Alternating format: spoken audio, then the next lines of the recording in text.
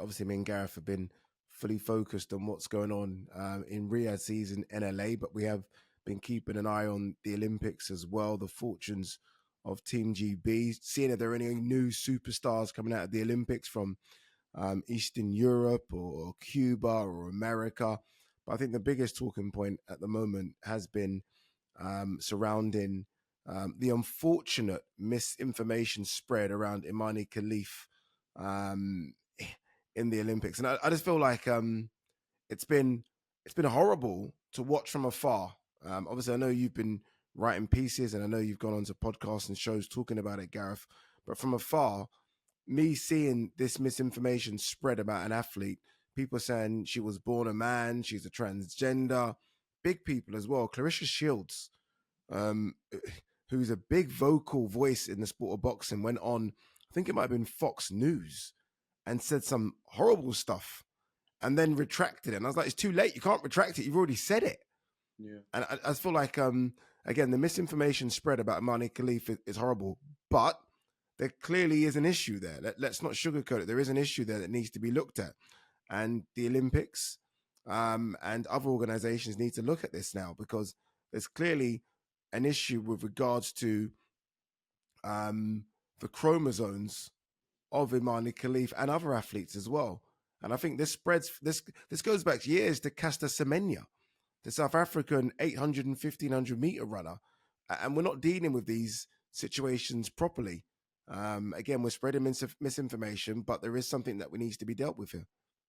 Yeah, definitely. You rightly mentioned Caster Semenya. I remember that story at the time. I followed that with huge interest because, as you say, there's a lot of misinformation being around. As you say, social media can spread fake news like wildfire when people are either politically motivated or motivated societally. Let's just baseline it with, for example, you go back to London 2012, and Oscar Pistorius, who was born with no legs, was amputated at 11 months old because he didn't have a full formation of legs. People were saying it was an unfair advantage that he was running on carbon fibre blades against able-bodied runners, and that the lactic acids didn't kick in, in the 400 metres like it did with other athletes, which gave him an advantage the longer the sprint race. That was a scenario that involved the same gender, obviously. There are natural and unnatural sporting advancements.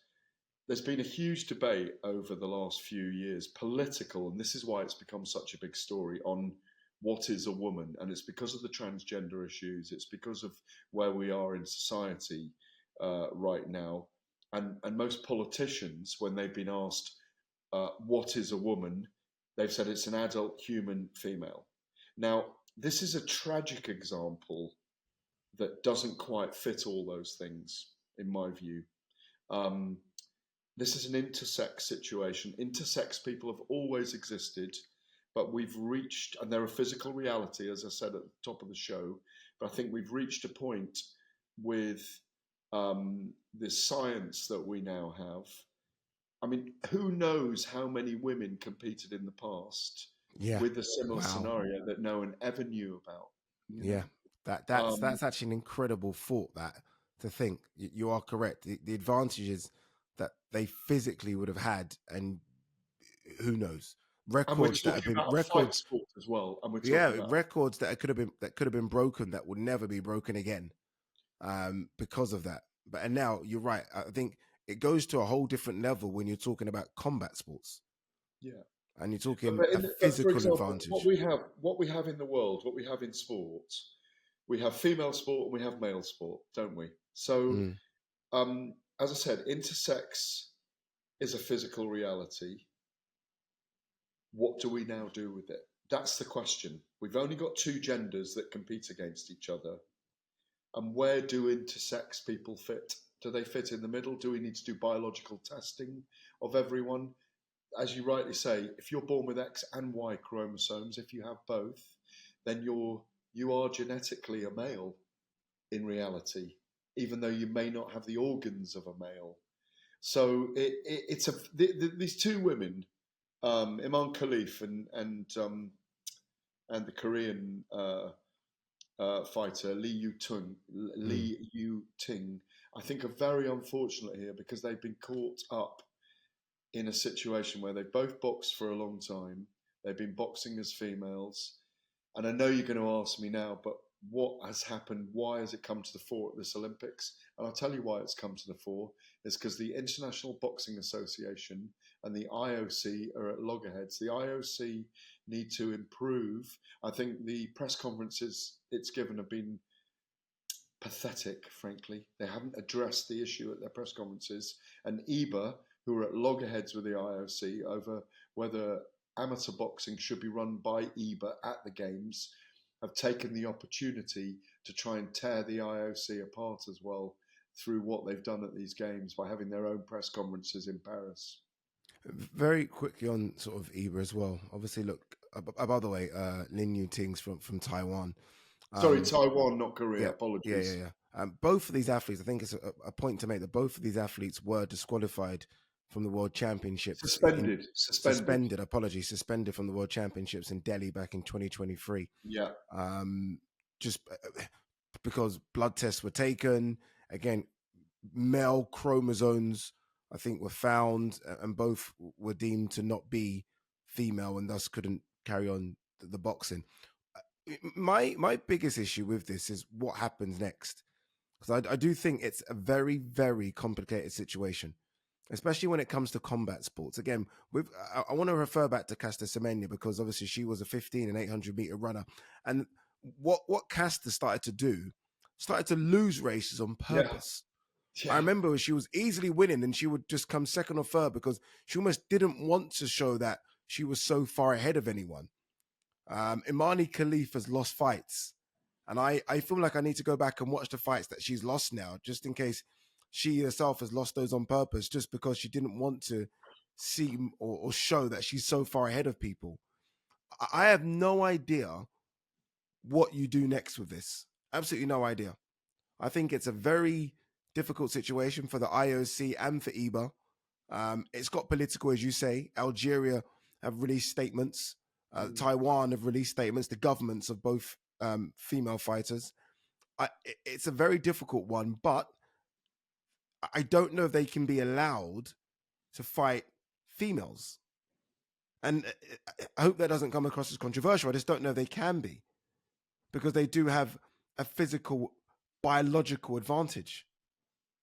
It's difficult. I've covered a man versus a woman, as you know, Ade, back in 2000, Margaret McGregor against Lloyd Chow, the only licensed bout between a man and a woman ever in America. I'd never like to see it again. Obviously, Lloyd Chow didn't throw a punch and he was beaten up by Margaret McGregor. And the story was really about a woman who'd been beaten by her husband. And it was a kind of campaign, in a sense, against men and women being beaten and women in refuges in America. I don't know where they go with this ultimately. I mean, my hardline head says I think everyone needs to be biologically tested. And if they are found to be intersex, only for me at the moment in combat sports, they shouldn't be able to compete against women if they've got male chromosomes. That's just my feeling about it. I'm not a scientist, but for me, it's black and white. If you have male characteristics genetically, you shouldn't be able to fight women. Okay, you said fight women there, and obviously this is a fighting podcast.